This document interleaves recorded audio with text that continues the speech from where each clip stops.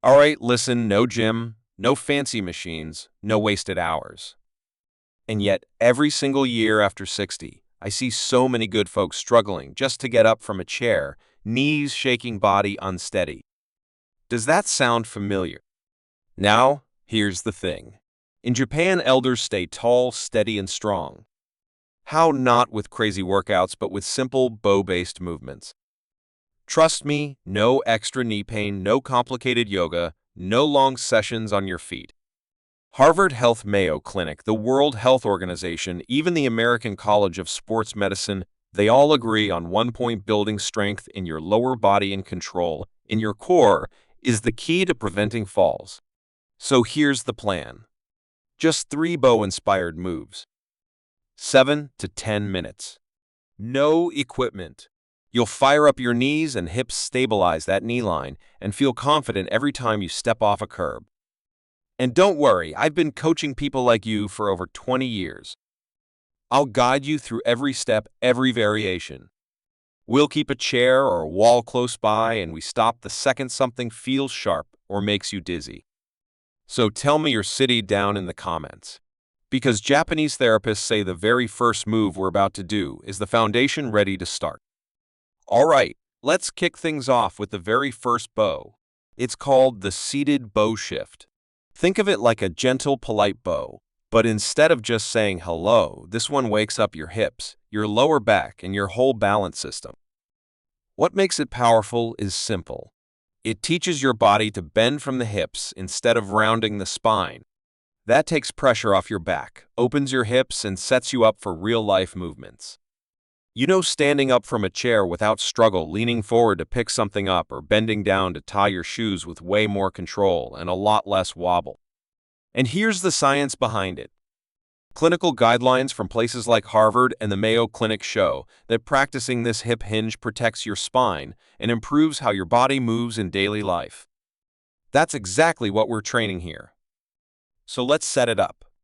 Sit on the edge of a sturdy chair. Feet about hip-width apart. Imagine a string pulling the crown of your head up tall. Take a slow breath and lengthen your spine, gently brace your lower belly.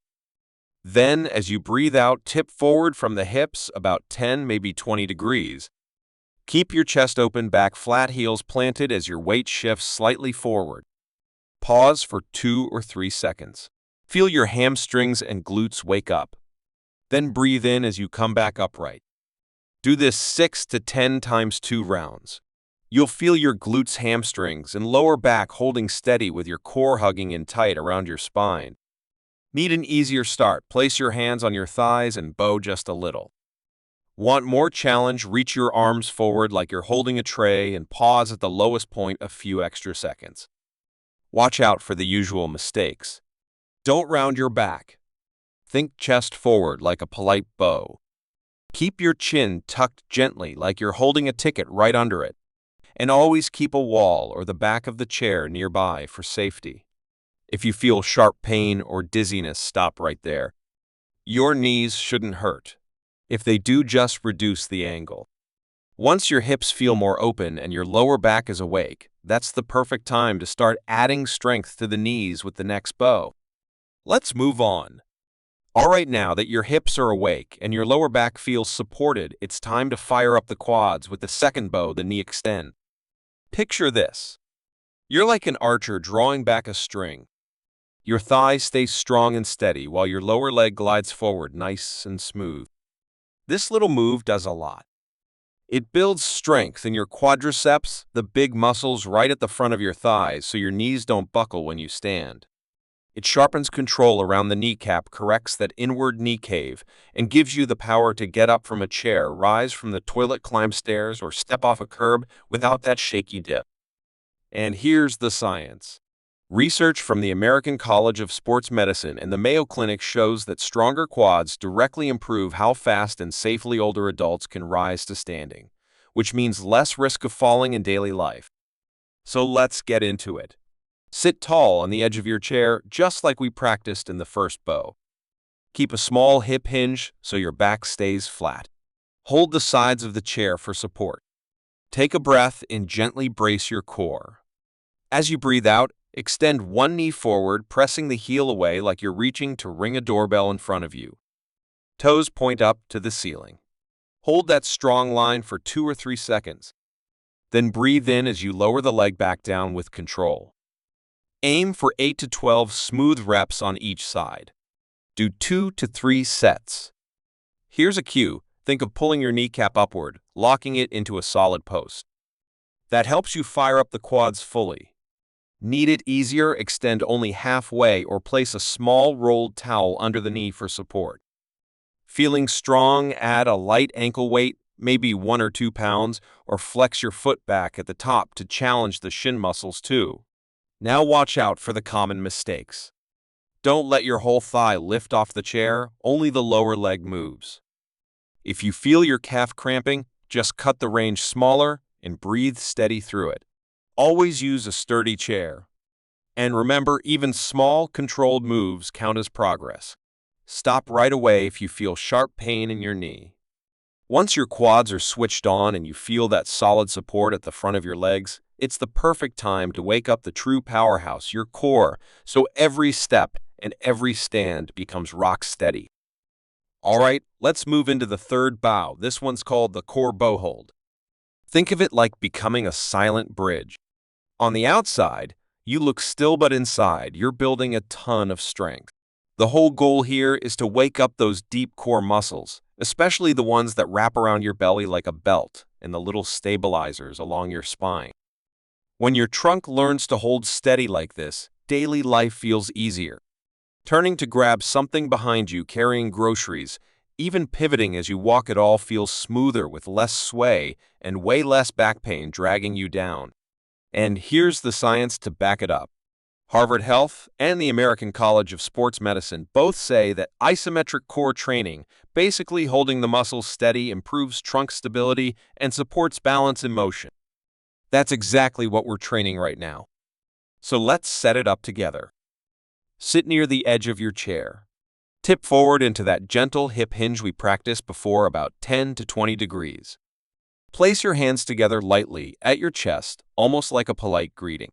Keep your spine neutral all the way from your tailbone to the crown of your head. Now breathe in through your nose for about 3 seconds. Let your ribs expand outward and backward. As you breathe out for 4 to 5 seconds, gently draw your belly button toward your spine like you're buckling a seatbelt across your middle. Hold that bow position still for 10 to 20 seconds. Keep breathing normally. Don't hold the air. Then rest about 10 seconds and repeat 4 to 6 times. Picture it like this, wrapping a corset all the way around your midsection. Your belly feels firm, your back feels long, and your hips stay planted like solid posts in the ground. Need an easier option? Lean your back gently against the chair for support. Want more challenge? Extend your arms forward like you're balancing a tray, or slowly turn your head side to side to wake up your balance system. Now, a couple of things to avoid. Don't hold your breath. Instead, count slowly as you exhale. Don't round your back or poke your chin forward. Imagine holding a small apple under your chin to keep your neck in line. And, of course, safety first. Keep a wall nearby and stop if you feel dizzy or if there's any sharp pain in your hips or neck. Once your center is locked in and your quads are already alive from the last move, that's the perfect time to put everything together into a full weight transfer. Just like the real action of standing up with power. All right, now it's time to bring all 3 bows together into one smooth, powerful sequence. This one's called the Ray-Ho weight transfer. Think of it as the bridge between practice and real life. It's the pattern that trains you to rise safely without your knees buckling and to stand tall with confidence. Here's how we do it.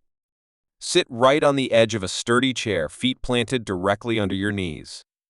Keep that chair near a wall or table so you can reach out lightly if you need a touch of support. First, lean forward into a small seated bow shift. Hold your core steady for about 5 seconds, just like in the core bow hold. Then extend one leg forward into a knee extend to wake up the quads, switch sides, do the other. Next, deepen the bow another 5 to 10 degrees.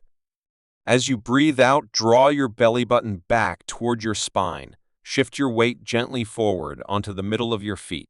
Don't roll onto your toes, keep it balanced. From here, push through your heels, squeeze your glutes, and let your body rise smoothly into standing. Keep your hands close to the chair for a light feather touch if needed, but let your legs do the work. Repeat this cycle 5 to 8 times. Rest 30 to 45 seconds between rounds. Aim for 2 to 3 rounds total. As you move, really notice what's happening. Your quads lock your knees in place.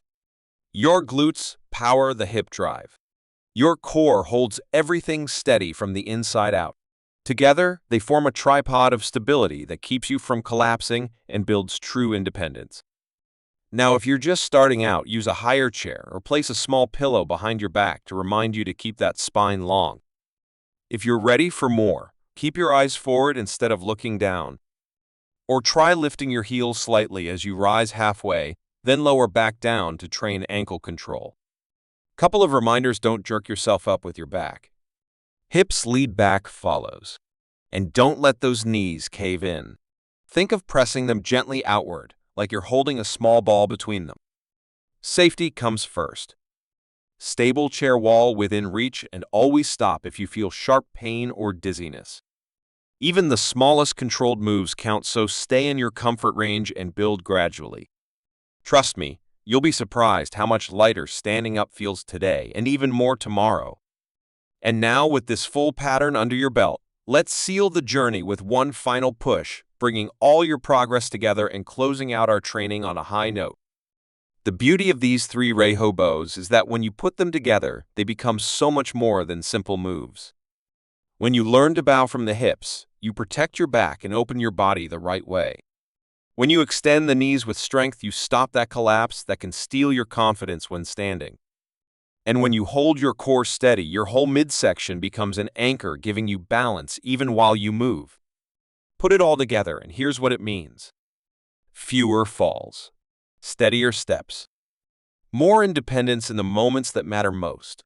Standing from a chair, climbing a stair, stepping off a curb without fear. And the best part, this whole routine takes just 7 to 10 minutes a day. Start with a quick warm-up flow through the bows, finish with a gentle cool-down. Give it 4 weeks and you'll feel the difference: every motion lighter, smoother, more controlled. Trust me, it is never too late. Every bow you practice is one step back toward independence. So do this for me. Drop your name, your age, and your city in the comments. And write the words "Bow Strong" if you're starting today. Don't forget to like, subscribe, and share this with a friend who needs it. Every single day you train, you're rewriting your story. This isn't decline, this is renewal. And if you're ready for the next chapter, you'll want to see what Japanese elders do with 6 simple Taiso moves.